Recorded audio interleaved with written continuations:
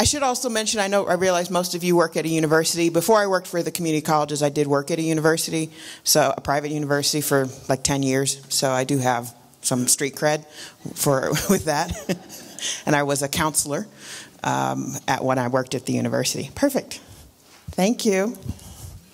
I'm going to give my own individual shout out to Crystal, because Crystal has been absolutely amazing for me personally. I'm a researcher, I'm still a counselor, also a researcher, very detail-oriented person. And so I really love people who are detail-oriented. And that is Crystal, just making sure, do you have this? I kind of wish that she had gone over my packing list with me, because I did forget a few things, like my makeup. That's why I said, please no close-ups. Anyway, I'm really happy to be here. I'm very honored and privileged to have the opportunity to share with you what is becoming essentially my life's work with this particular project, because it's just so, I hope you'll find it very intuitive, very natural, things you probably already knew, but I'm hoping that this is going to give you a framework to kind of couch what you are already doing and give you ideas about other things you can do to support students. So I just want to briefly tell you about our organization. Again, the RP group stands for the Research and Planning Group for California Community Colleges. And I said we're a nonprofit organization that does research, professional development, evaluation, technical assistance. And obviously we mostly work with community colleges, but we have had several projects where we're partnering, for example, with the CSU system, which is our California state system, our public institution.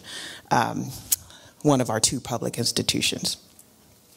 So this is basically what I wanted to cover with you all today. Just what is this thing that we call Student Support Redefined? What did we find when we did this study? And what does it all mean? So that's the thing. You think it works now? It does, yay. Okay. So Student Support Redefined was a study that we did a few years ago. And again, this was our original research question. And the only thing I might change if I were doing the study again today is that first part of the sentence about extreme scarcity.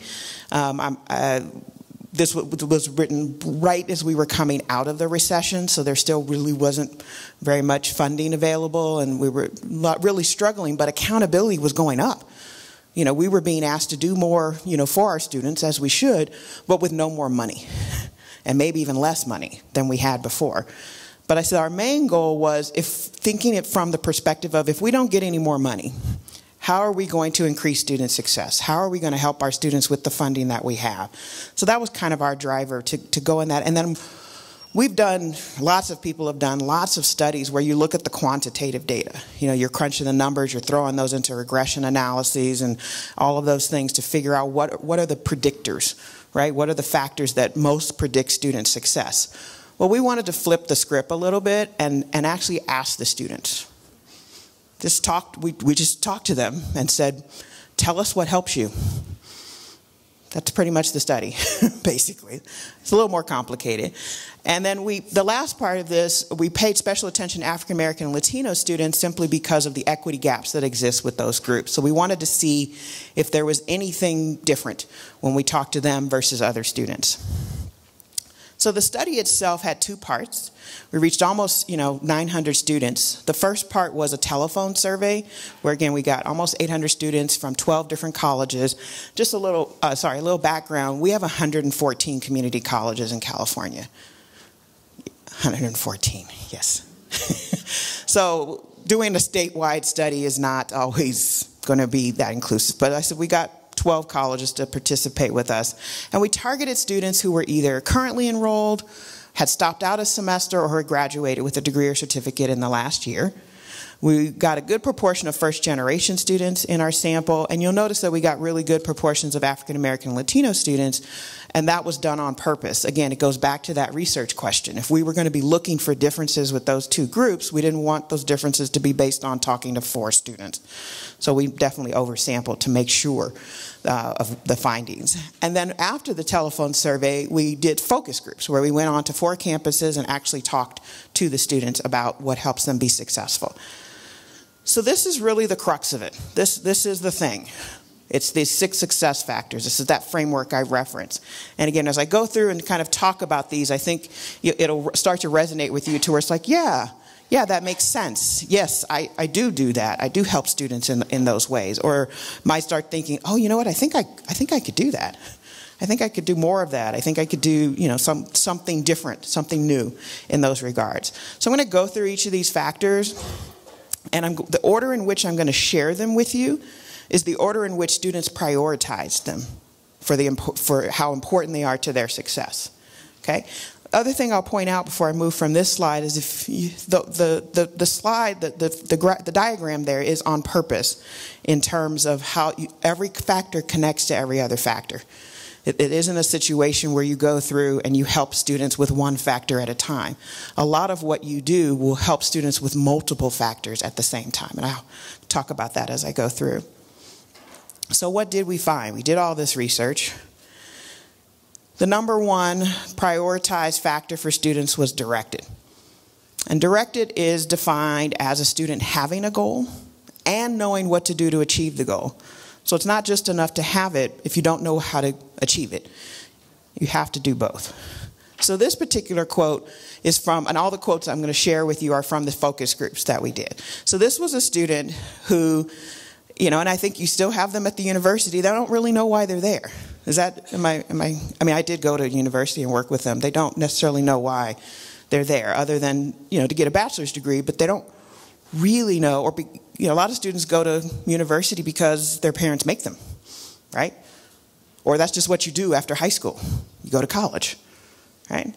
So this particular student was just going to college and didn't really know why. She's taking classes and hadn't really thought about it.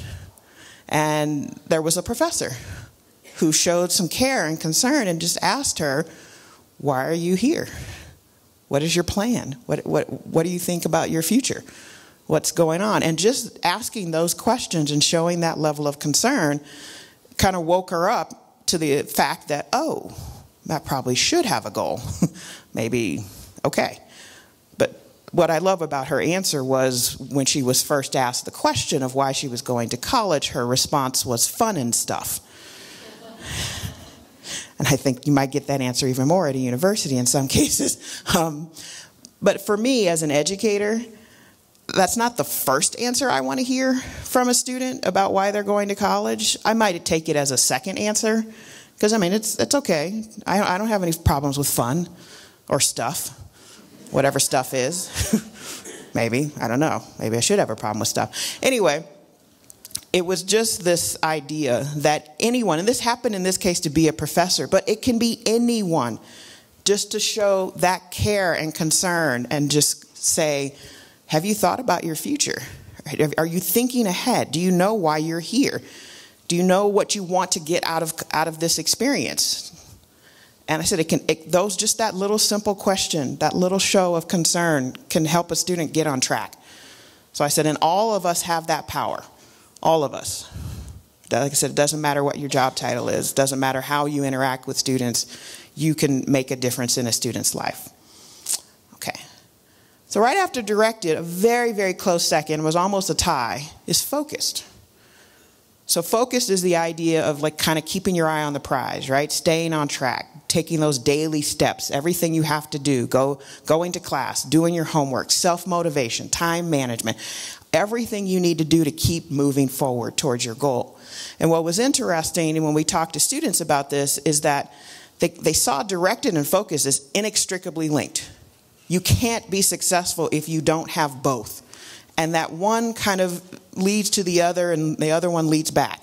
So being directed is what helps keep you focused, and you're focused on the goal. So they go together. So it was funny trying to talk to students. They were looking at me like I was crazy, trying to separate them, and this idea that you could have one and not the other, but you may not be successful. But that was basically their point. So this particular quote is something interesting that I'm not sure that we all realize. So I assume that you all have some kind of degree works type of program that you and counselors use to help students figure out what courses they need to take and what they've taken and what requirements and all of that, right? So, and that's a very practical tool. It's super, super helpful for everyone. But do you realize how it might play a factor in students' motivation? Because I'm not sure we always think about it. We think about it as this practical tool. But we heard from this student and several others in terms of, we were talking about motivation and self-motivation in this particular case. The student was like, you know what, when I'm feeling down, when I'm feeling like a failure, when I've gotten a bad grade, or I'm not sure if I'm college material or whatever it is, I'm just not feeling very confident, I can go into this system and find evidence to the contrary. Right? I go in there and I can look at how far I've come. I can look at how close I am, and that helps me kind of get over it and keep going. And so that's great for the student who has that, but not all our students arrive with that ability to self-motivate. That's part of the reason why they're here with us during this very important time of our lives and in our maturity. And so we can play that role for those students who can't necessarily or haven't gotten to that place where they can do it for themselves. So if you have a student in front of you, you can pull up this tool and say, yes, I know you got a bad grade, on that in that class or on that test, and you're feeling like a failure, but that's not what I see. Not when I look at you and not when I look at this. The degree works. I see someone who has had a lot of successes, who is a success and will be a success. We all have, bumps in the road. We all have failures, but having a failure doesn't make you a failure. And I think that's a really important thing we have to do for our students, is helping them distinguish between being a failure and failing. And a lot of students equate that. And just on a note, one of the differences we found with African American and Latino students was that they were rocked harder by failure. They were much more likely to drop out after failing, because I think, and again, we didn't dig deep into this, but it makes sense from talking to some of them that it's that conflation of being a failure and failing. And so they fail, and then they're a failure, especially if they've been getting messages their whole lives that they're not cut out for this. You're not good enough, you're not smart enough. One little thing can throw them off. See, there's the proof. Wasn't supposed to be in college anyway. So we can play a role in making sure that these students are understanding the difference between failing and being a failure. Okay. So the next one, again, in priority order, was nurtured. So after having a goal and being, motivated and focused on achieving that goal, having someone care about you is important to your success. That is what students told us. And what was interesting is when we came up with this factor, we got some pushback. We got people telling us, that's not my job. I'm not here to mother them. I'm not here to baby them. I'm not going to lower my expectations for them. But when we talked to students about what this meant to them, it really just came down to, does anybody care? Does anybody know my name? I'll tell you, I went to a four-year institution right out of high school. I did not have a professor who really knew my name and knew me and talked to me until the end of my junior year. I was, you understand, freshman, sophomore, junior year. First time I had a professor take any kind of interest in me. And I went, don't misunderstand, I went to office hours. I was participating. I raised my hand in class. I wasn't the one who, the teacher didn't have an opportunity to know me. I was there. I was in front of them. But this was the first time someone knew my name. So I think having people know their name, having people know something about them. Where do they come from? What are their goals? What are their dreams? What are their struggles? What kind of challenges do they have? What successes have they had? Does anybody know or care if they're there? Anybody care if they show up? Anybody care if they fail? That's what students want. They want somebody to care. And a lot of students get that at home, and that's great. I mean, I had that at home, and that's what kind of sustained me, throughout my college. I had a very supportive family. But not everybody has that, for a variety of reasons. So you might be that person that cares about that student and can make a huge difference in their lives. And sometimes you can be the one that kind of makes it or breaks it for them. And it's not to, take any responsibility away from the student, for their own education and their lives. But sometimes we all just need one person to show a little bit of care and concern, and it can help us, keep going or make that left that we need to make, right? So this particular quote is from a student, that, because I actually did some of the focus groups, so I actually remember this gentleman. He was an older gentleman. He had immigrated here from Iran, and he had gone to his local community college because he wanted to improve his English. So he was looking to take some ESL classes, right? And he's wandering around the campus, and he's just not getting any help. He's getting bounced around from office to office, and he's about to give up. And he wanders into DSPS, which stands for, in California, Disabled Students Programs and Services. So he wanders into this office, and the woman who sits at the front desk stopped what she was doing and helped him figure it out. Was that her job? Probably not. He wasn't a disabled student. But apparently she saw something to where it was like, this guy needs my help, and I can help him. And that was enough. And what was beautiful about this is by the time I was talking to him, this was years later. So he had gone on and taken those ESL classes, but he was close to finishing an associate's degree in business by the time I was talking to him. And he was still talking about this woman who helped him years ago. And the fact that he stayed in touch with her. And he would always go by and visit her and let her know how he was doing. And he'd let her know about his successes. Right? So that tells me how important she was to him. Because he's the one that brought her up. When he was asked, has anybody cared about you? Anybody show any kind of care and concern? And that lasting relationship. So again, it's just this idea that you have this kind of power. You have this kind of responsibility, with students. And it's not every student, obviously. But there could be a student where you just having a kind word, you taking 5 minutes, makes all the difference for them. Now, this guy, again, with 114 colleges in California, there, in some cases, especially in the urban areas, there's always another college down the street. Like literally, there's another college down the street. It might be 5 or 10 miles, but it's still down the street. So students have options, right? So maybe he would have gone on down to that next college down the street. Maybe not. I don't know. Maybe he would have tried again another day. He didn't really know. But he credited her for some portion of his success. So it really just kind of tells you how much you can make a difference in a student's life with little things. I said, I've talked to a lot of students, and you just see when they light up when they talk about, Mr. such and such or Dr. such and such knew my name. He knew my name. He asked me how, this, he listened. It makes a big difference to students. Okay. The other thing I want to point out here is that you have to flip that around and think about how that probably made her feel. To have this student give her that credit, to check in with her, to let her know, on a continual basis, I'm succeeding, and it's partly because of you. So I think we have to also think about it from that other perspective, and we're talking about rediscovering our why. That's a really good thing to keep you going. When you have a student who lets you know that you're making a difference, a positive difference in their life. That's the kind of thing that fuels a lot of us to keep doing what we're doing, especially on those really hard days when it's very, very challenging. Okay, so next is engaged, right? So engaged is the idea that students need to be active participants in their learning, not just passive vessels that we pour information into, right? And that learning happens in and out of class, right? It's very important. I think we were talking about this last night at dinner.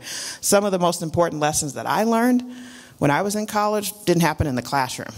It happened in navigating the system and learning how to take care of myself and how to self-advocate.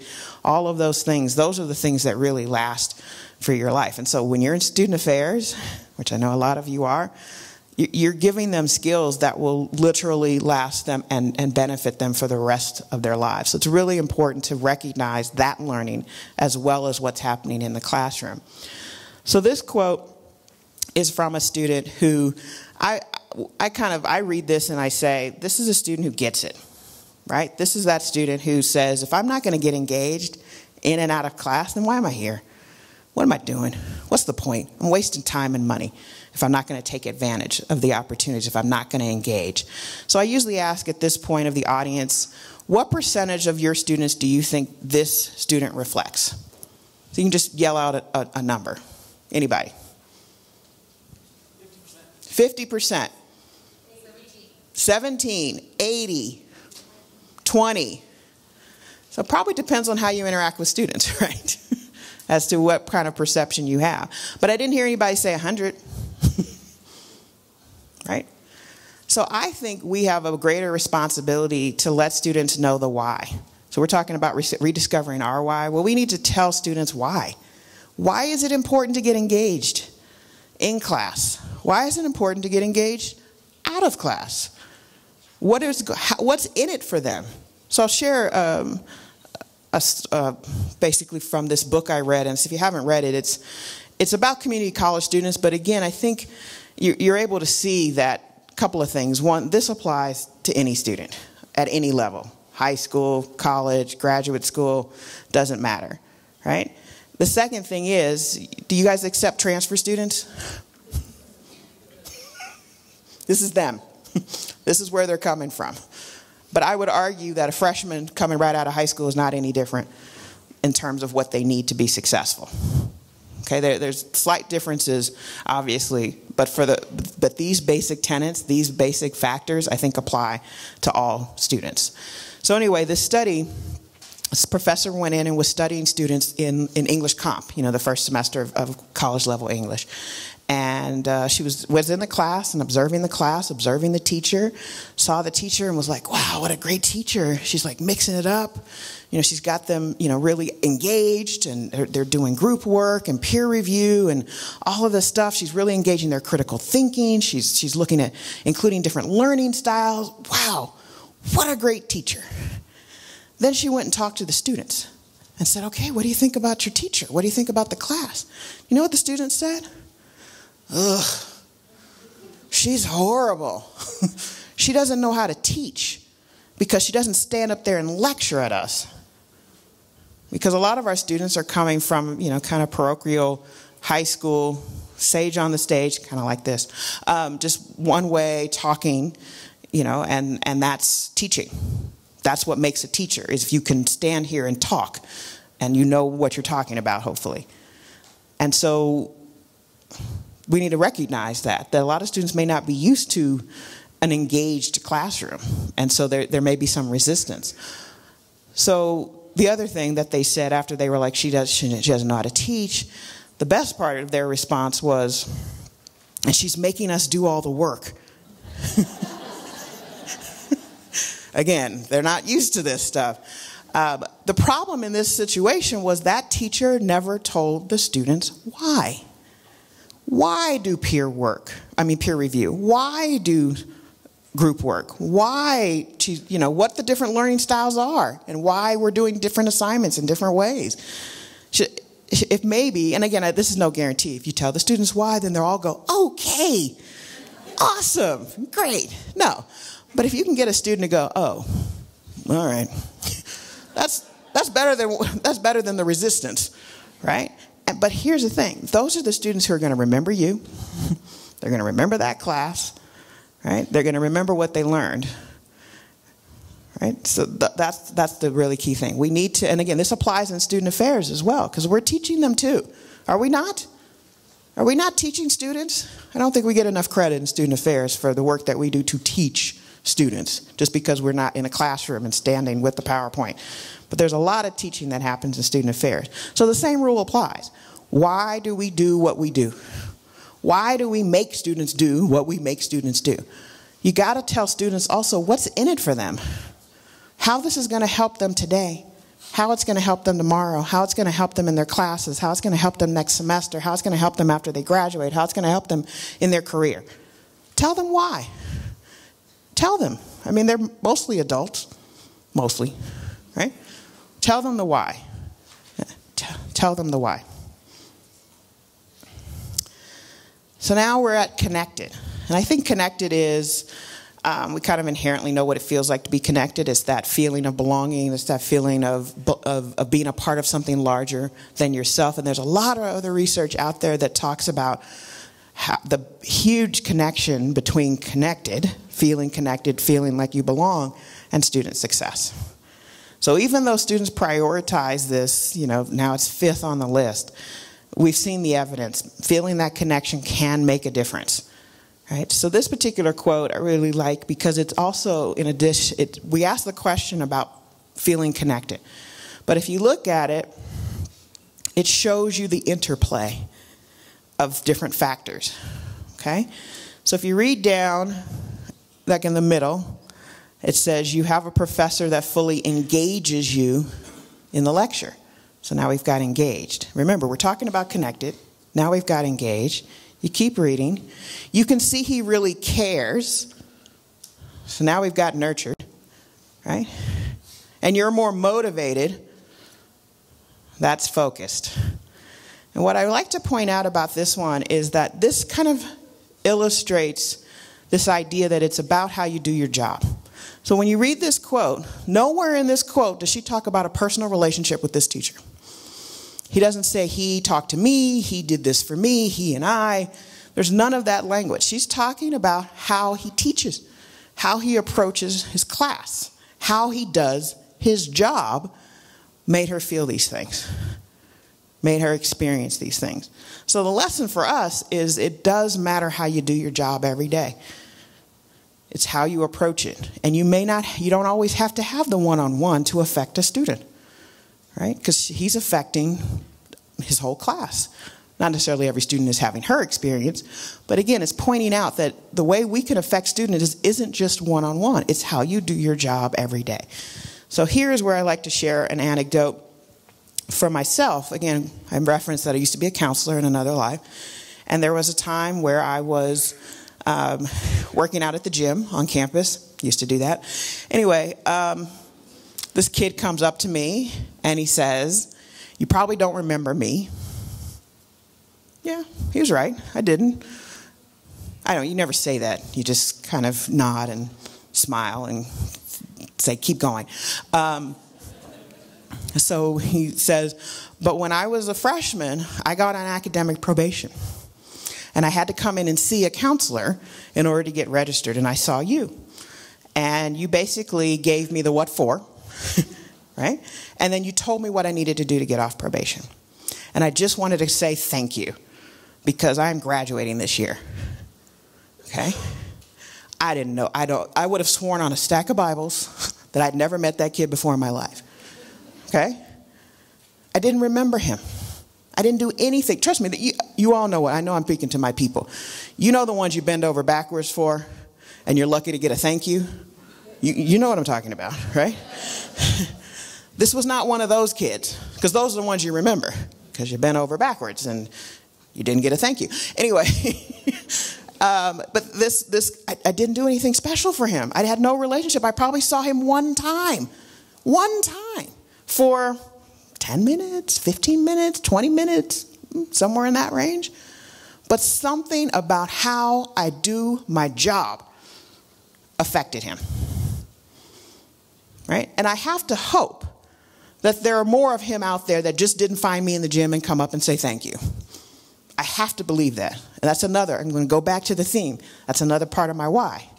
Right? Just knowing that there's, for every student who does come and thank you, that does, give you flowers. I remember those days when students used to bring me flowers and candy and stuff. Anyway, I do miss that part of the counseling job. Anyway, nobody brings researchers candy.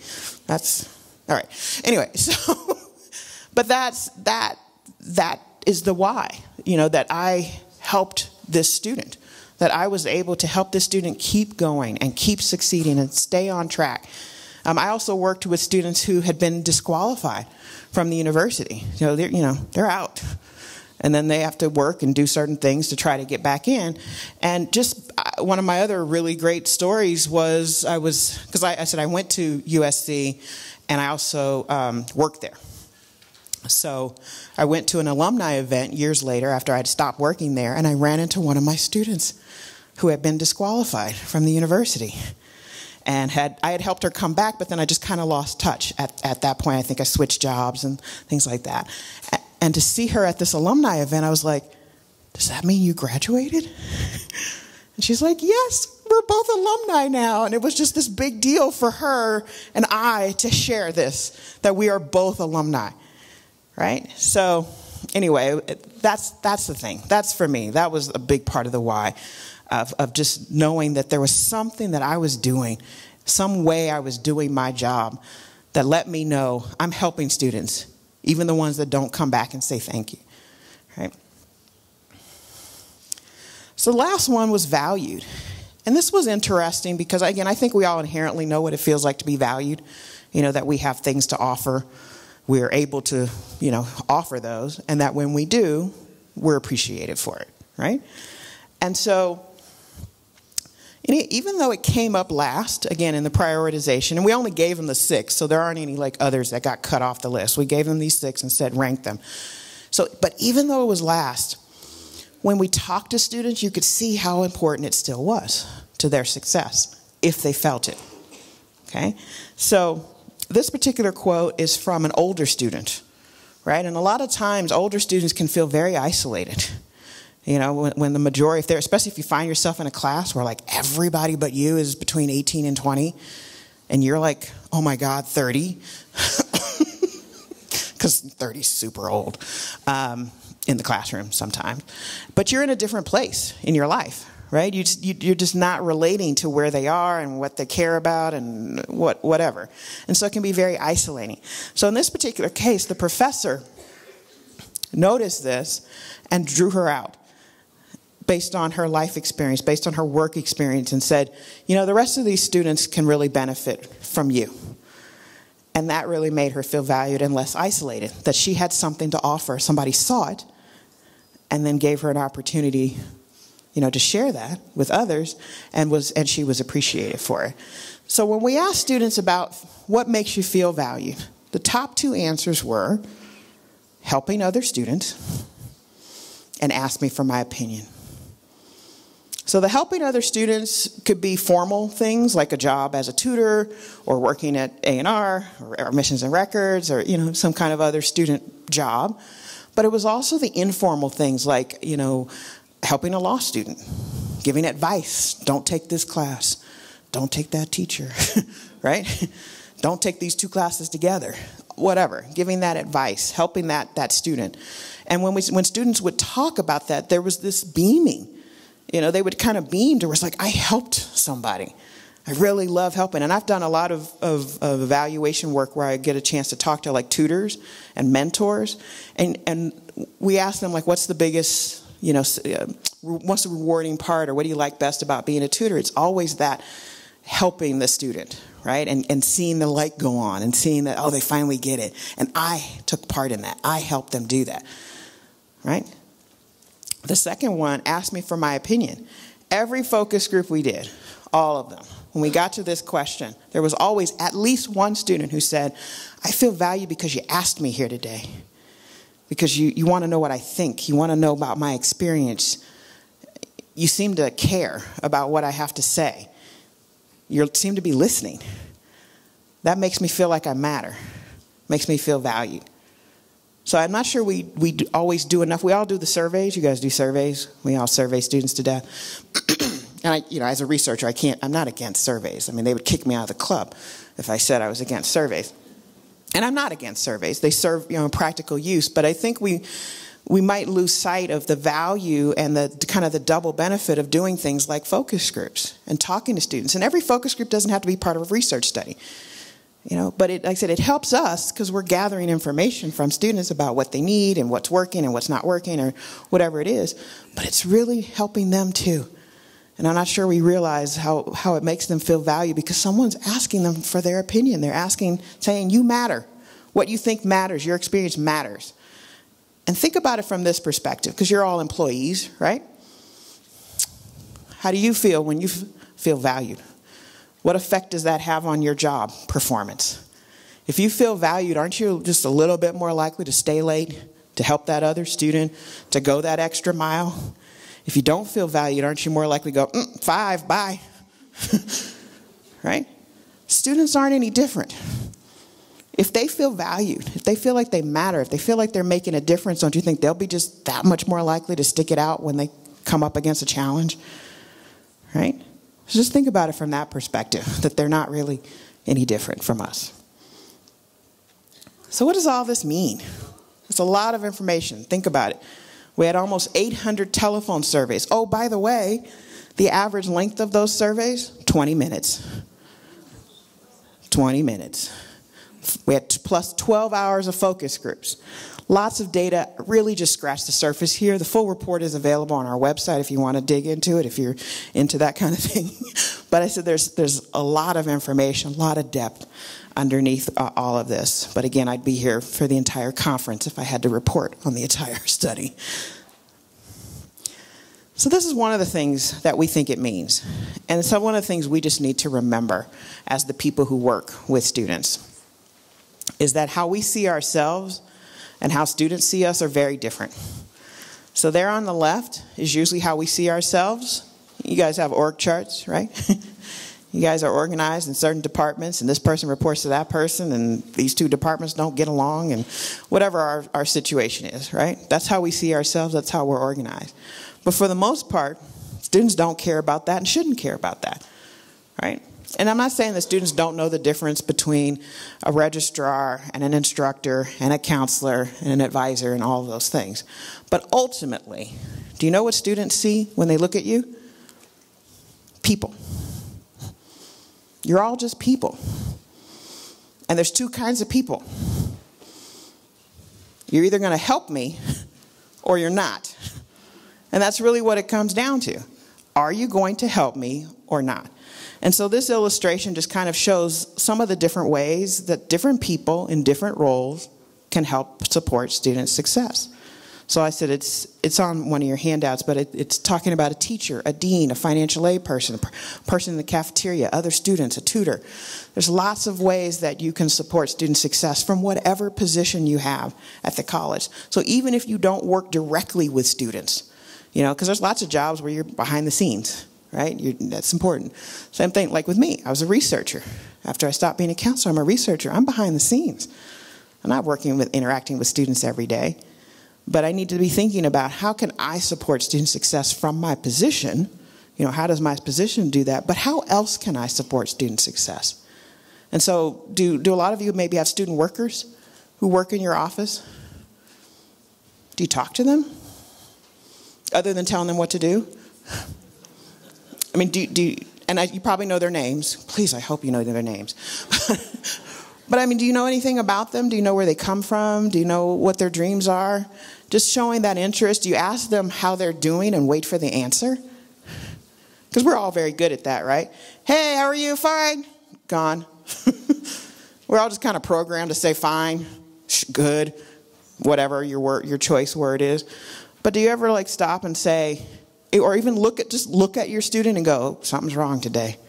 Let me check in. What's going on? What's happening? And then that student can open up to you. Having that one person, is that in your job description? It probably doesn't say, ask student workers how they're doing every day. No, it probably doesn't say that. But it's just part of being a good citizen of your university community, right? That's a lot of what supports student success. A lot of it is cultural. It's not always written in your job description. So we have to kind of think of it that way. So again, we had a lot of data, lots of stuff, lots of findings. We wanted to kind of boil it down to some key themes for people to hopefully walk away with. So the first one is about students' motivation, but I really need to emphasize here, students' motivation is their responsibility. It is not yours, okay? And most students get that. Not all of them, but most of them do understand that they are responsible for their own motivation. However, we can play a role in that motivation. And we can play a positive role or a negative role. So are we doing things, are we putting in practices and policies and procedures that students bang their head up against the wall until they finally give up? Are we interacting with students in ways that that turn them off, you know, to you and the institution, that shows that you don't care, that shows the institution doesn't care? So just thinking about it from that perspective, are you playing a positive or negative role? Because there are things that we know help students. There are things we know that help motivate students. Are we doing them? That's the thing. Just recognizing the role you play. Again, not the responsibility, but recognizing you have a role to play.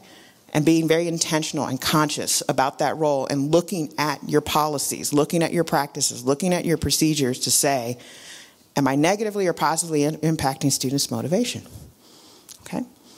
The second one, and this applies, again, our study is mostly about community college students, but I would argue, and we can figure this out, but I still think that even those students who show up at a university don't necessarily know how to be successful. Am I wrong?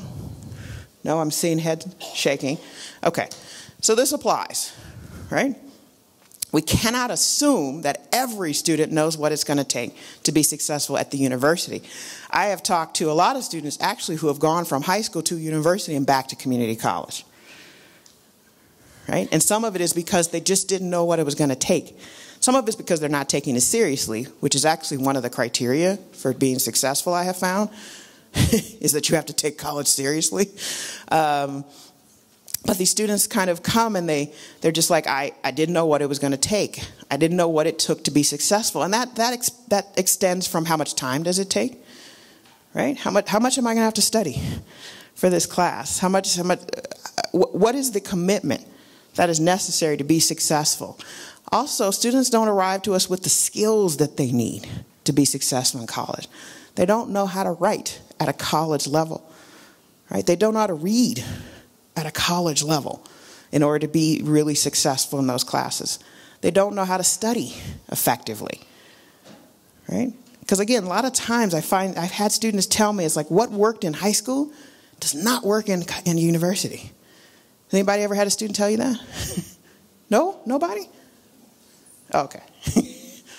So we need to, wait, before I even say that, I'm going to go out on a limb and I'm going to make an assumption. You guys tell me if I'm wrong. Do you all know what it takes to be successful in college? Yeah, no? Did anybody go to college? Anybody graduate? Okay. So if we know what it takes to be successful in college, why don't we tell students? Why don't we just tell them? Be honest. This is what it's going to take to be successful. And then if they have gaps, especially skills gaps, what are we doing to help fill those those gaps? What are we doing? So again, thinking about that, again, not taking the responsibility for it, but just recognizing that students have these gaps, that they're not always prepared. But if we know what it takes, let's help them, right? So the third one is really about covering your bases. So not every student needs every factor in the same way, at the same time, the same intensity, right?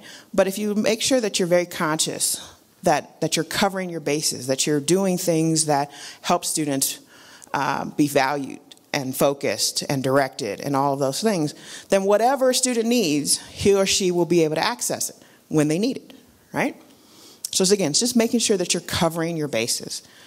The fourth one is really about equity gaps, right? And so we've had lots of programs that help small groups of students, 30 students at a time, 300 students at a time. But if you have, in some cases, thousands of students who are struggling, thousands of students who are not making it, it's really great for the 30 or the 300 that were in the special program, but what about the rest? And so we need to figure out ways of doing things at scale to where we are helping much larger groups of students. Figuring out what is it about those special programs that help students, and is there any part of them that could be scaled? Because in most cases you can't scale that special program, it's too expensive, right? But there's probably pieces of it that you could scale. So are you looking at that and figuring out how to help the entire student population, right? How are you going to help move that needle, okay? And the last one, it's there last, but for me personally, this is the most important one, which I've kind of alluded to throughout this presentation, which is everyone has a role to play in student success. And it may not be in your job description. It may be talking to that student that you see at the coffee cart, a couple times a week, and introducing yourself and saying, who you are. And, sometimes they might be a little afraid at first when, it's like, why are you talking to me? But if you show the care and the concern and all that, you might make a difference in that student's life. So it's really just kind of opening yourself up to those other possibilities of how you might affect a student outside your job. Okay? And I said the last part, that faculty take the lead, that's there because the truth is not every student has that interaction with a counselor or someone someone else in student affairs, someone working with clubs or student government, or all of the ways that student affairs interacts with students. Not every student does that, but every student has a teacher. And sometimes the teacher may be that student's only real link back to the university. So it's just really thinking about that and making sure that teachers are thinking about these things and recognizing the importance of their role in helping student success beyond just the teaching. Beyond the teaching. Okay? So we have lots of resources. I said a couple of ones that are there, the full report, there's a brief, there's an action guide that's there if you want to have discussions around the factors. We've created this for you. There's also a primer where we went out because we would go out and do these presentations and people would ask, so is anybody doing any of this stuff? And so we were like, probably.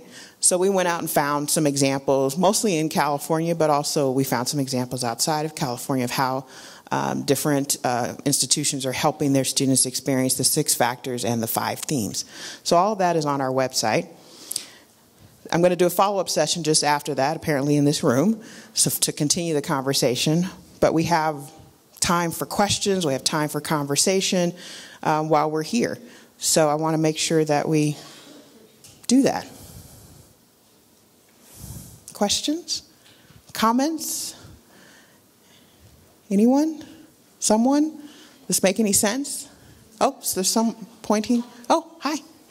Well, come over here so I can see you.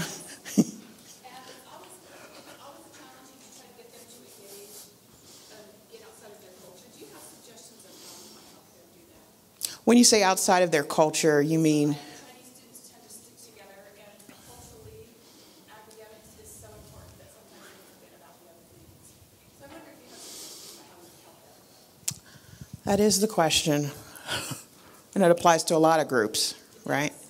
And not just ethnic groups. It's all different. And whenever you have someone has something in common. And students want to be with students they have things in common with. I want to try to have a thoughtful answer because I haven't been asked this, so this is great. I know it is. No, it's not a trick question. It's a good question. I think you have to talk to them first and find out what. I don't know. I would just ask the students because I said sometimes there are certain things where you aren't going to get them. But if you can find out what's important to them and figure out a way to find something that speaks to them outside of that cultural connection, that might be a way to do it. And it might be through academics. Instead of bonding with people who look like you, what about bonding with people in your major who might not look like you? Find those other interests that they have. That's kind of off the top of my head. I'll probably think of something really brilliant at 3 o'clock this morning. But it kind of goes back to what I was saying about the why. You have to tell students why they should. So that'll be my first question as a Chinese student. It's like, why? Why do you care? And why do I need to do that? What's in it for me? I'm perfectly happy where I am, right? That's probably what they're thinking because they have no idea what the other opportunities might be. So if you can kind of find out what's important to them, find out the why behind the why they don't, and you might be able to get it to the why they should, or why we think they should at least. Is that somewhat helpful? Okay. Yeah, I saw another hand. No? Okay, we'll go over there. Oh, if you want to. Oh. How are they impacting or shaping K-12 education? This research? That's a good question. I've not been, or none of my staff have been invited to talk to K-12 practitioners. But I mean, it's kind of obvious, right? Because I would still say that these factors apply to a high school student. So that's a good question. You guys are good. You're getting me to think of things that these California people haven't thought of. Don't tell them I said that. Oh, shoot, it's being recorded. No, but I mean, I think we're talking a lot about alignment. And again, I think we start thinking about curricular alignment. Does this class kind of lead to that class, or how well students are prepared? But I'm not sure we're thinking about it in these terms. You know, so that this stuff isn't such a shock to the system when students get to us. But you got me. We haven't really thought about incorporating this. So you got me thinking. I'm sorry, I'm getting distracted. But I think you're absolutely right. We should be thinking about this from the framework of, and I don't know if you guys are doing a lot with guided pathways, if that phenomenon has reached Utah yet. Yes, kind of, sort of. So it's huge in California. Like, there's money attached to it. It's, you know, anytime you attach money to something, it becomes very huge. But it's not just the money, because there's actually not, when you look at the grand scheme of it, it's not a lot of money. There's not enough money to actually do guided pathways. But one of the big pieces of it is, especially, again, we're community colleges, so we're kind of in the middle, right? We need to reach back to the K-12 and look about that the pathway doesn't start with us. It starts in K-12 and it continues past us for those who are transferring. And so there's a lot of work that we need to be doing to, like I said, reach back and reach forward with these other institutions. So thank you for your question. I'm sorry I didn't have an answer. Okay, there you are.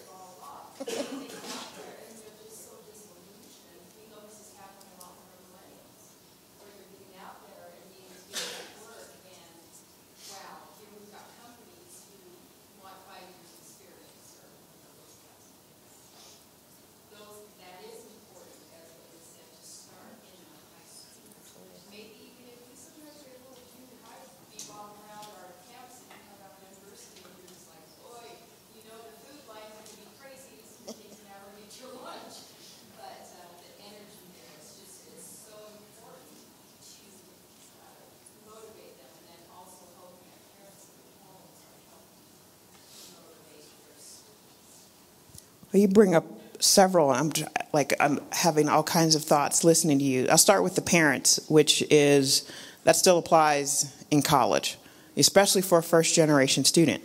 It's not that their parents don't support them. A lot of times the parents don't know how, or sometimes they don't know the why. They don't know why they should support their student. So that's a very complex thing to deal with, but you get at it by inviting the parents. And having some kind of program that targets them, that is built for them, that answers their questions, that is, like I said, specifically about how to support the student, why to support the student, all of that. So that's one piece. Another thing that triggered listening to you was about something about curriculum. Now I'm trying to think of what the point was. Shoot, I should have written it down as I was going. I said you brought up some really good points, and I'm sorry that I got tracked down the parent one and how important that was. But, I know, college going. I think bringing students on college campuses, whether that's community college or university, early, like even elementary school, and targeting parents of elementary school students to get them to understand the why of college and how it is this delayed gratification, which, there's a lot of families to where it's like they don't feel like they can afford to make that sacrifice. They need that student working now. You graduate, I let you get through high school. I need you to get out there and make money to help us pay the bills. And so how to kind of talk to, those parents about the delayed gratification of college and that it will pay off. So there are some sacrifices that you need to make in the short term, but will serve you not just in the long term, but for your life. it's not like it's just this temporary benefit. You know, having that college degree really puts you, I mean, you've all seen the data about the differences in the amount of money you can make over the course of your life, the difference between a high school graduate, an associate's degree, a bachelor's degree, et cetera.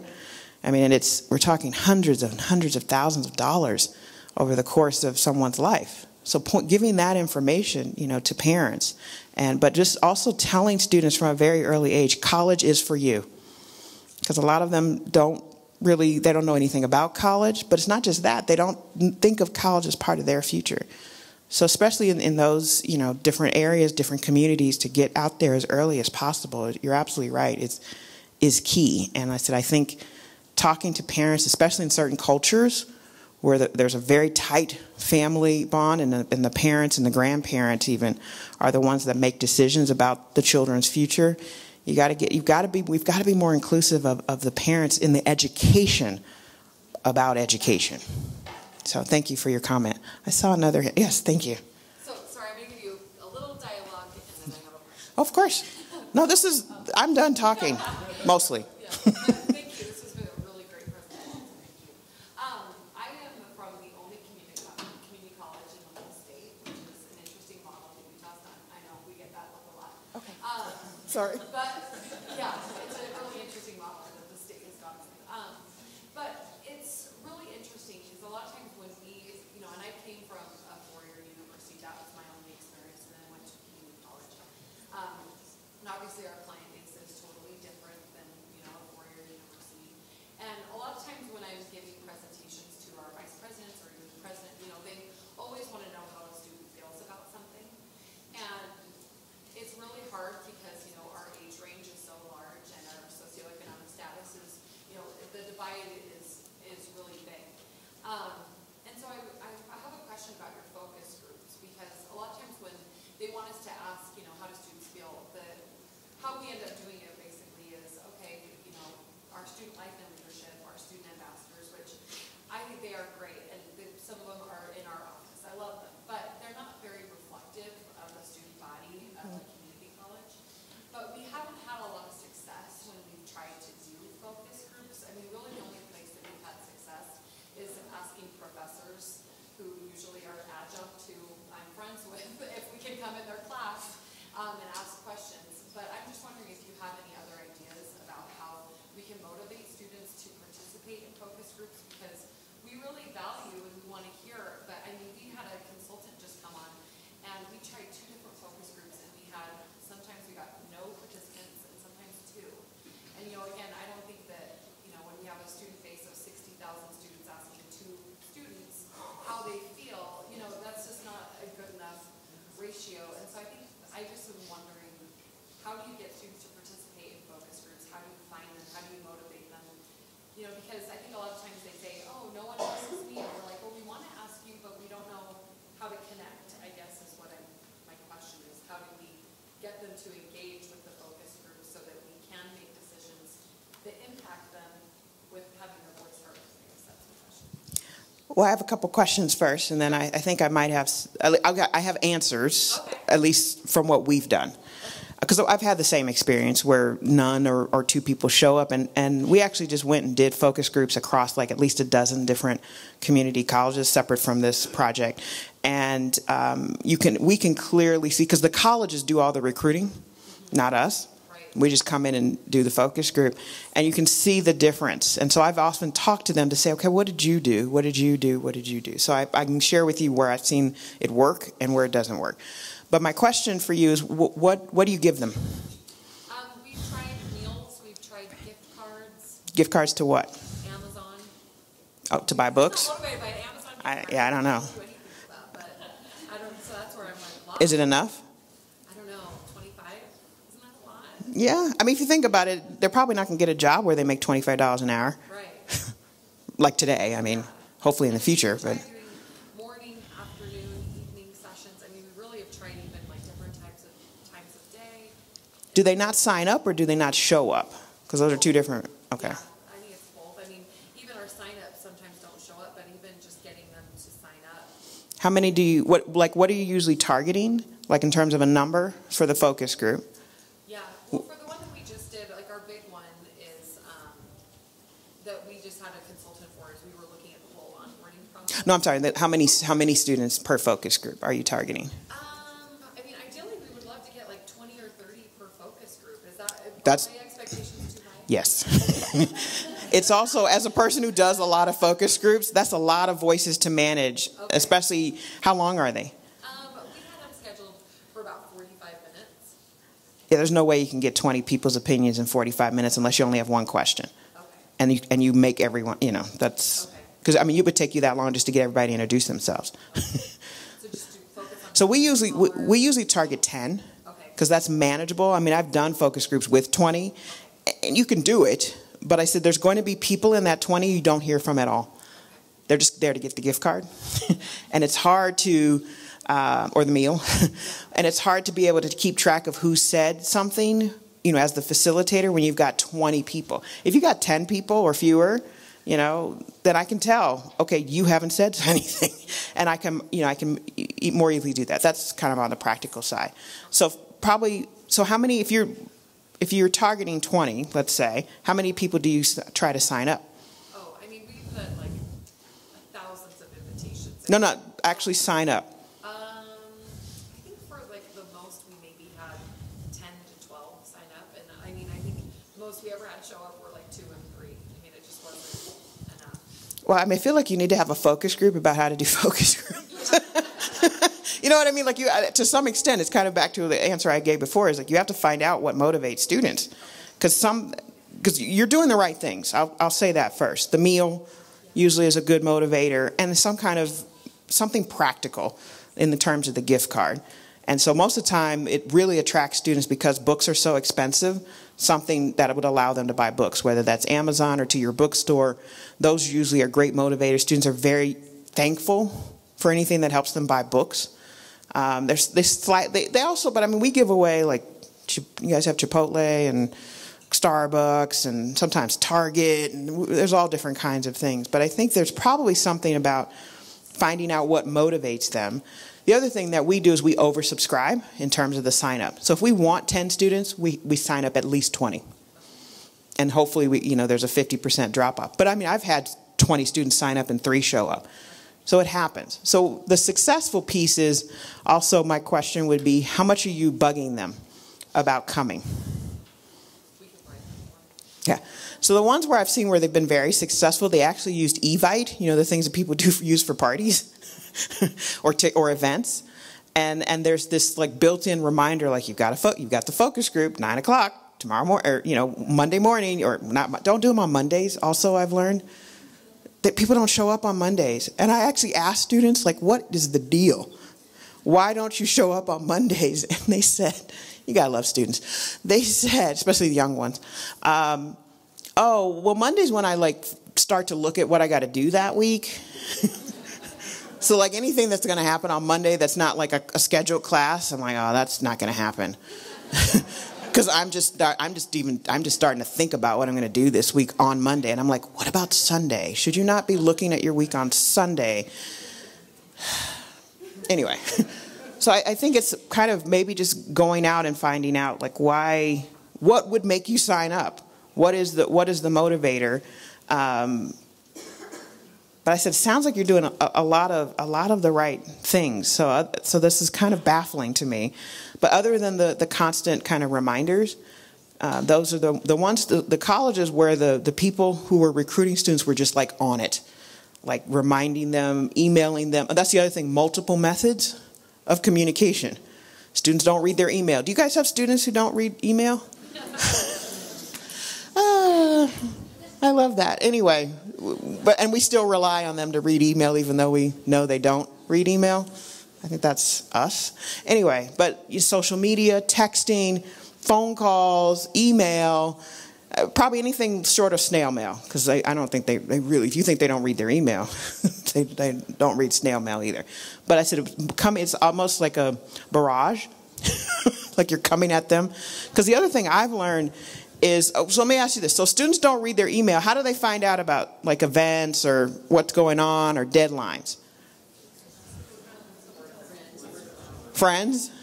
Yeah, that's a good system. So I had this really great conversation, very organic, in a focus group recently where they were talking about events. And so this one student was talking about this really great event. And then another student says, well, I didn't even know about that. When did that happen? It's like, oh, but it was in the email. Well, I don't read the email, right? Then it was like, oh, but it was also on the poster board in the center of campus. Well, I don't come to the center of campus. All my classes are on the outside of campus. Well, I hate all those emails that they said, oh my God, it just was going back and forth. And what I came out of it was, there's not one way. There's not one way. We've got to stop thinking that there's one way to communicate with students. And so we have to come at them from multiple cases. Because I said, for every student who said, I hate that method, there was a student who said, well, that's how I found out. For every student who said, I love this method, there was another student who said, I hate that method.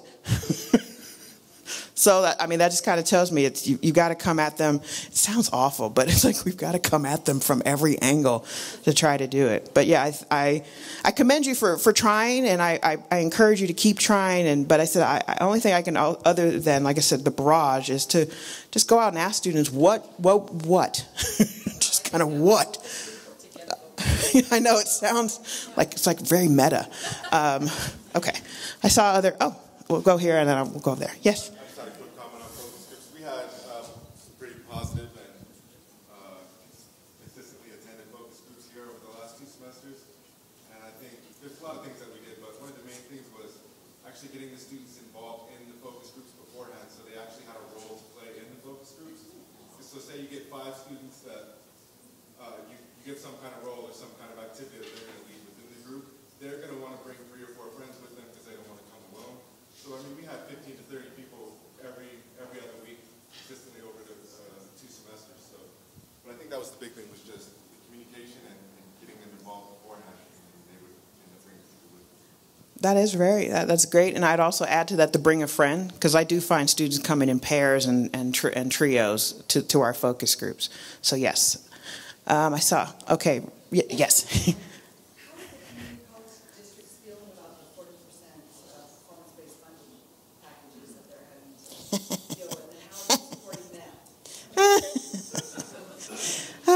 It's being recorded, so I need to be careful.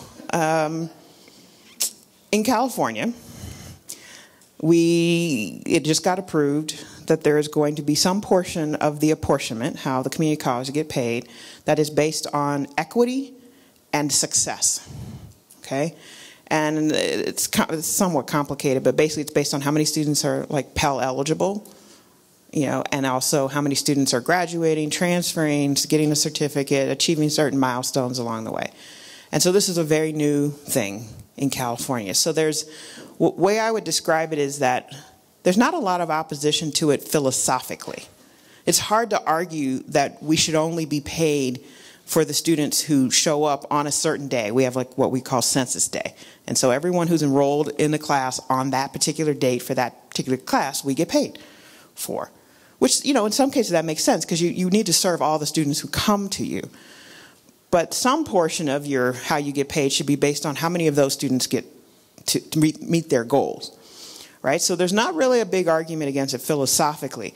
It's the implementation, it's the timing, that we're going to do this right now. Literally July 1st. We have to start by the way, we haven't figured it all out. It's going to happen, but nobody really knows how it's going to happen. But there's a lot of problems.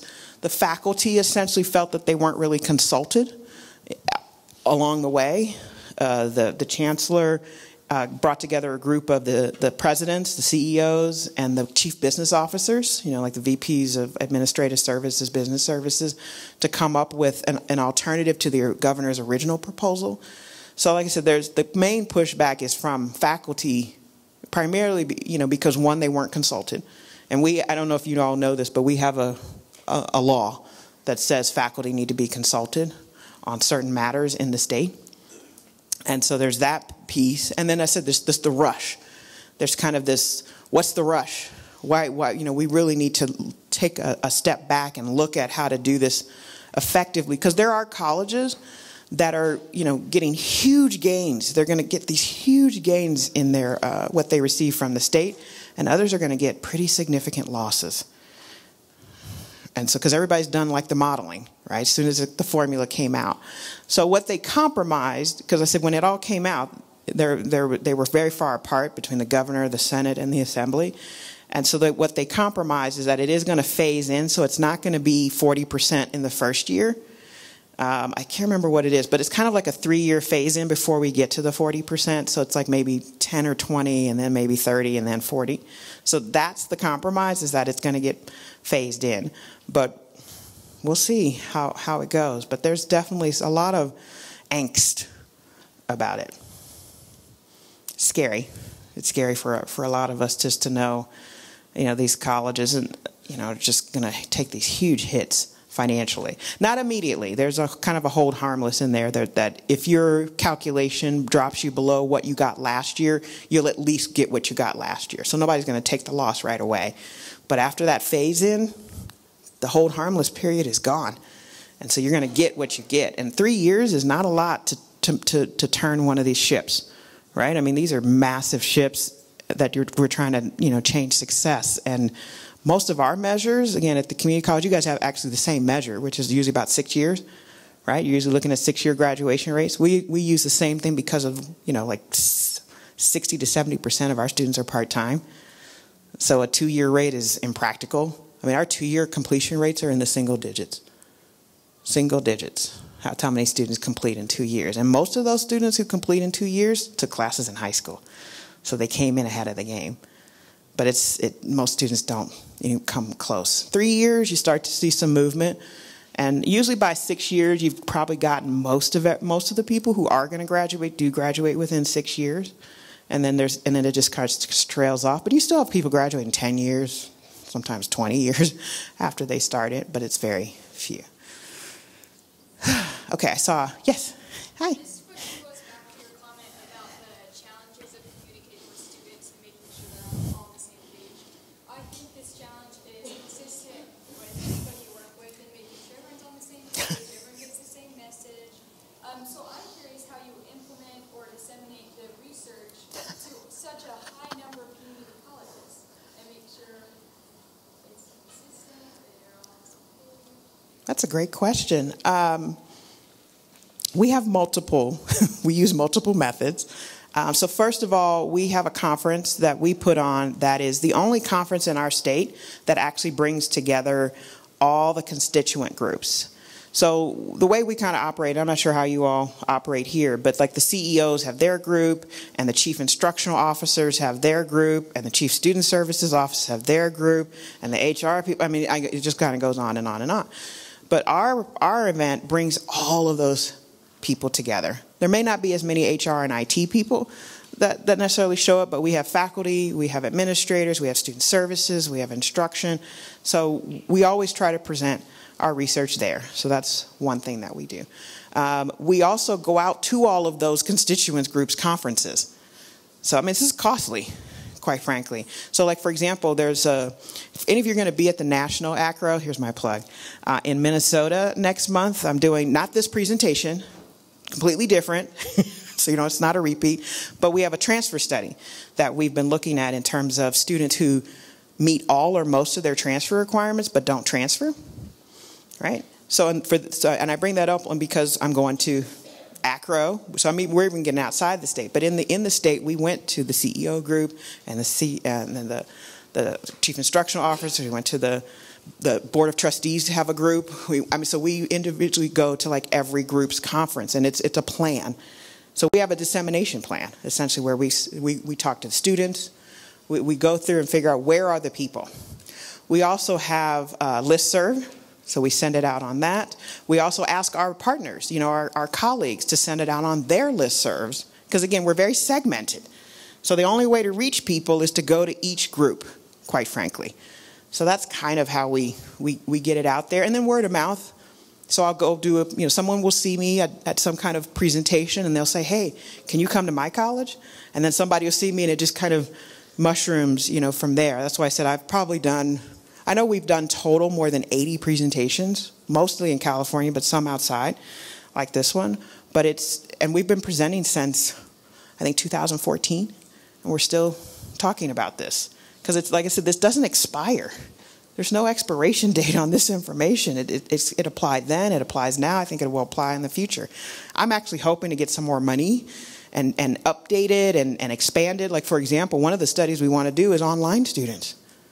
How do you do this for online students? How do you do this for a student that you will never meet in person, who will never step foot on a campus? Don't they need the same things? Well, we're going to have to think about how you might approach that differently. But the main answer to your question is we have a plan. But again, we had to kind of survey where are the people that we want to have this information. And then we also customize it as much as we can, depending on where we're presenting. So again, those are kind of the ways that we try to ensure it. But like I said, this is pretty popular or well known. Some people know it by different names. It's kind of hilarious.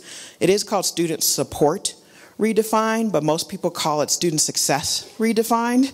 And you just let it go for the most part. But funny enough, I had a president of a college. They put this in their strategic plan, the 6 factors, and it's a big part of their strategic plan. And it said, he cited Student Success Redefined. And so later on, I'm talking to him, and he said something like, "Oh, did you guys change the name of the project to Student Support Redefined?" And I had to tell him, "No, we didn't. It's always been called that." And he's like, "Oh my God, we put it wrong in our strategic plan." I said, "Don't worry, nobody knows. It's just me. I'm the only one who knows." Because I said, I even have to correct my own staff. That's one of the things I put my foot down on. If you work for the RP group, you've got to get the name right. I don't think that's too much to ask. Just get the name right. So hopefully that answers your question. I saw more hands. Yes, hi. So it's going back to first generation college students. Mm-hmm. In the research, there are students who know they're going to go to college, and there are those who have no idea they're going to do it. Is there any difference between their experiences or similarities or anything that can maybe mention that? I don't think we asked that. We made that distinction, but I would assume actually that there's both. In terms of if they know they're going to college, that might be an indicator that they have that family support, even at least kind of emotionally, if not tangibly, to help them figure it out. Versus the one where it just kind of comes out of nowhere, then no one's prepared for it. No one's been thinking about it. That includes your family.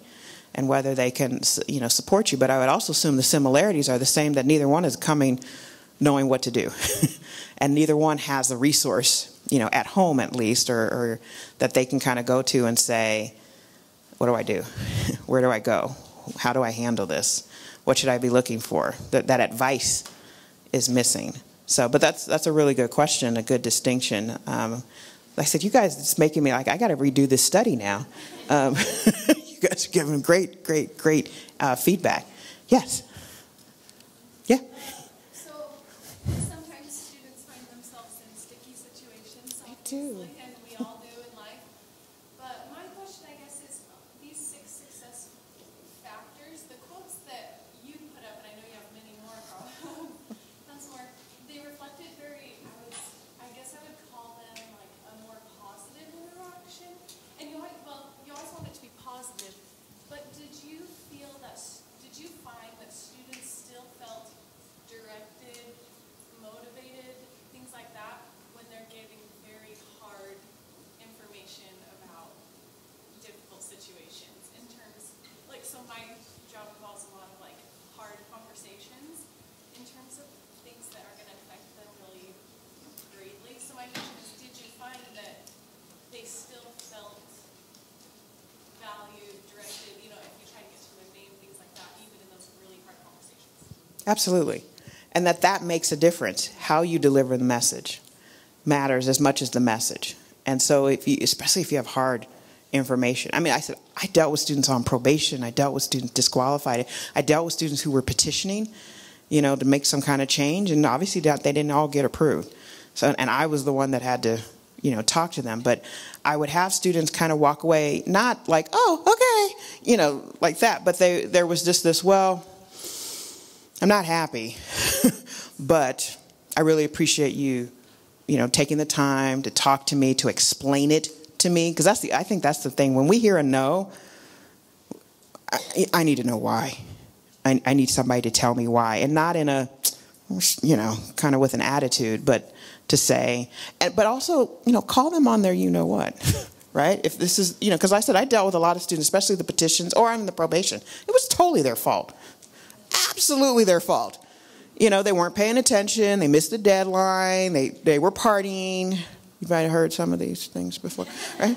So some of it is trying to help them if they haven't gotten to that place yet, to help them take responsibility for it. But as long as it's coming from this place of caring, and again, there's no 100% success with this stuff. But a lot of students will at least walk away saying, you know, at least, you know, thank you. Not for the bad news, but for the approach. So I said, absolutely, the students, and the ones who are, you know, again, it's like the ones who get it and the ones who don't. You know, the ones who've kind of figured out, like, okay, what I did didn't work. I need to be better at this. Because I also did some focus groups recently with students on academic probation. And it was so interesting, you know, kind of seeing that the ones who got it. And you could tell, right? You guys can tell who gets it and who doesn't get it based on how they talk about it. But they absolutely, here's one for you. Shows you how this blew my mind. There was a student talking about being on academic probation, and she saw it as a sign of caring. Anybody else going, huh? Right? So I said, okay, you got to tell me more. Like, I don't understand the connection between academic probation and caring. And she said, well, I had been at another school and I got on probation there, and nobody reached out to me. Nobody said, hey, you know, you need to do this, or come, you know, there's a requirement before you can get registered. And so just the whole process that was around academic probation, she saw that as a sign of caring. Like, you want me to be successful. I messed up for whatever reason, but you want me to turn it around, and you're trying to help me. So I thought that was a really interesting perspective on something very negative, right? Academic probation is no joyride. But so that kind of helped to where it really has to do with, I think it comes back to this caring piece. How do you deliver the bad news? And are you helping them, you know, do you just say, you know, no, goodbye, get out? Or do you say, you know, again, you have to judge the situation. Is this the one where the student needs a kick in the pants to say, you know, come on, get it together? Or do they need sympathy? You know, is it some kind of, so I think you have to kind of gauge the situation. At least that's kind of what I did as a counselor. That's probably more from counseling than the research, but I did see it in the research as well. Okay, I saw more hands. Yes, we'll walk over here.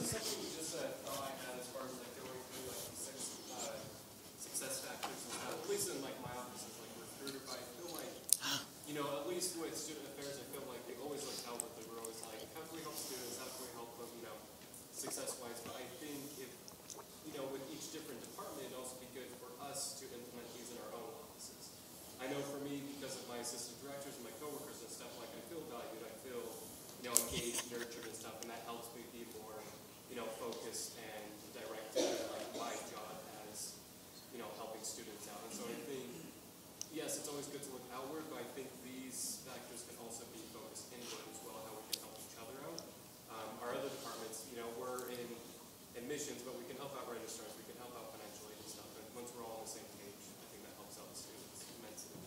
All right, you cracked the secret code. Congratulations. I often wait to see if someone's going to get that. And then if they don't, I will give it to them. But when I first started doing these presentations, I had someone say pretty much what you said. They raised their hand and they said, you know what? You got me thinking, what about me? Don't I need to be directed? Don't I need to be nurtured? Am I? Right? And so when we got that, I have a whole other presentation where we take these factors and apply it to you. What does it mean? So we have the definitions from the students, but what does that mean for you? Now, again, how would you define directed from your perspective, doing your job, being a member of this community? And what do you feel that? And what would it take? And if you did feel that, or if you do feel that, how does that impact your performance? How does that impact how you interact with people in your office and other offices, with students? Right? So I said that's actually, I mentioned that there's like a whole list. I said the online student one. This is the other one. I want to repeat this study with you. I want to find out, what are our 6 factors, right? Are they the same 6 factors? Maybe we have 7 factors. I actually have an idea of what the 7th one is, but I'm not telling anyone because I want to see if the research bears that out. But here's the problem. So we get funded mostly, this was funded by the Kresge Foundation. A lot of our research is funded by foundations. And they're mostly interested in students, as they should be. But we're trying. It takes some convincing to try to get them to pay for something that studies us. And I'm trying to tell them, from the perspective of, who do you think, how do you think students get all of these things? Teaching, all the support, everything that happens. It's not done by machines. It's done by people. And people have needs. People have, emotional needs. They have practical needs. So what it comes down to for me is, how can we be expected to give our best to our students if we're not at our best? So again, I'm still working on it. I'm still trying to find someone who will believe this and then pay for us to study faculty and staff and administrators and what their factors are and how we can better support you all. So Crystal has gotten up, which is my sign that my time is up. So I just want to, let's see, I think I just have one last. Again, this is the website, and it's all on your sheets. I just want to say thank you. This has been great. You had great questions. You really challenged me, which is exciting, even after all of these times and years. And I said, I'll be here, at 11, and we're going to kind of go into more detail about some practical things that we can all do to support student success. So thank you so much. This has been great.